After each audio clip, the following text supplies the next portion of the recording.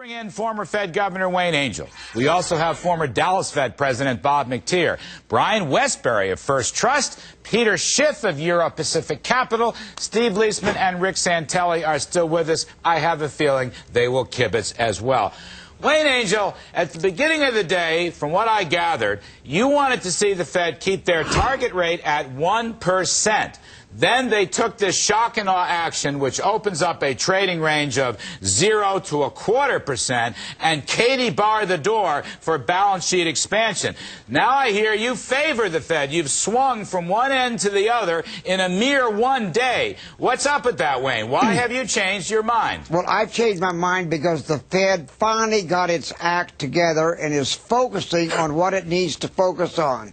That is, when you see 30-year debentures of Fannie Mae trading at 3.86%, and you see the prime rate coming down, then you've got the Fed out there focusing and working in a way that is going to help turn around this housing deflation Wayne period. Angell, you used to be the single biggest inflation hawk in the history of America, for heaven's sakes. You were a commodity price rule watcher. Gold, CRB, grains, metals. Now, I know commodities have had a nasty plunge, as has gold. But what we're seeing in the last couple of weeks, in advance of this Fed shock and awe, is a rebound. Commodities are up, gold is up, and the dollar, which have been improving for many, many months in the spring and summer, is now tanking. It took Rick Santelli's breath away after the Fed announcement to see how much the euro rallied against the dollar.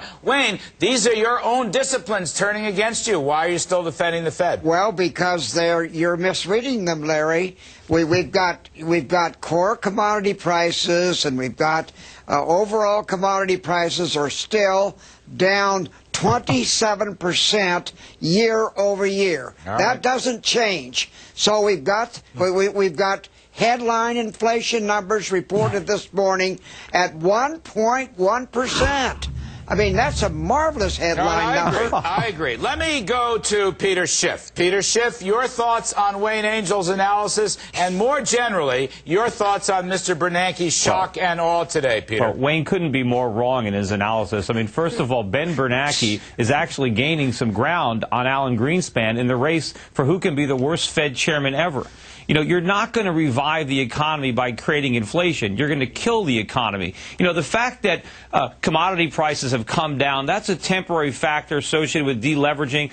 Consumer prices have come down a bit because you got a lot of going out of business sales. You got a lot of inventory being liquidated. But the inflationary pressures are building, and they're building fast. The dollar is dropping like a stone. By next year, you're going to see commodity prices going through the roof again, consumer prices going up, and this inflation genie is going to be so far out of the bottle, there's going to be no way the Fed can rein it back in. Hang on, Peter. I got two more voices to get through real fast. Bob McTeer. All right, you heard Peter Schiff, and you heard Wayne Angell. Who was right in your judgment, Mr. McTeer?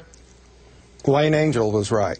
Why? I thought you wanted the Fed to hold at 1%. That was the report I had. You guys flip-flopped during the course of the day. Why is this? Let me explain. When I thought that the Fed funds rate would be the only game in town, I didn't see the point. But when they packaged it up with all the rest of that, it became a beautiful package. What, buying everything that moves? Necessary. The Fed's going to buy everything that moves, right? Mortgages, consumers, treasury bonds. Nobody else is. We used to say if it moves, tax it. If it moves, regulate it. Now you're saying if it moves, the Fed should buy it. If it moves, buy it. Nobody else is buying. We can just print prosperity. That's fantastic. Nobody needs to work anymore. Why don't we share this invention with the rest of the world? Brian All we got to do is print money. Wide field to discuss here, and we got to have you come back after this. But go ahead, Brian. Weigh in. You've heard Wayne. Right. You've heard Bob McTeer. Right. You've heard Peter Schiff. You've heard Rick Santelli. You've heard Bruce Leisman. You've heard Steve Leisman, and you've also heard Ben Bernanke. Who's right and who's wrong? Well, I mean, that's a long list. Let me just put it this way, and that is that the real problem we have is not with the borrower. There's plenty of borrowers that want to borrow money.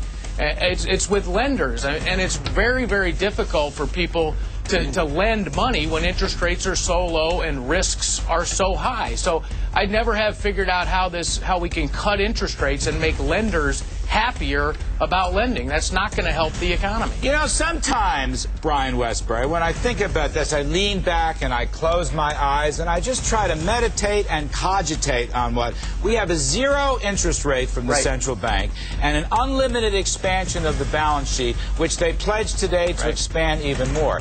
It has a certain Latin American feel to it, Brian. Absolutely. It does, but, you know, we tried this back in 2003 and 2004 when interest rates were 1%. And if you remember, we were going to hold rates down for a considerable period, and that was all designed to get mortgage rates down. And what we ended up with is a housing bubble. And so I'm not quite sure why we're trying to follow the same policies that got us into the housing bubble in the first place. It doesn't make sense. We got to get out. Stay right where you are. We're now officially a banana republic. Right where you are, please. We got much more work to do. CNBC reports coming right back after this. This is a controversial topic. I don't want to be the Grinch to steal Christmas, but I have my doubts about today's Fed.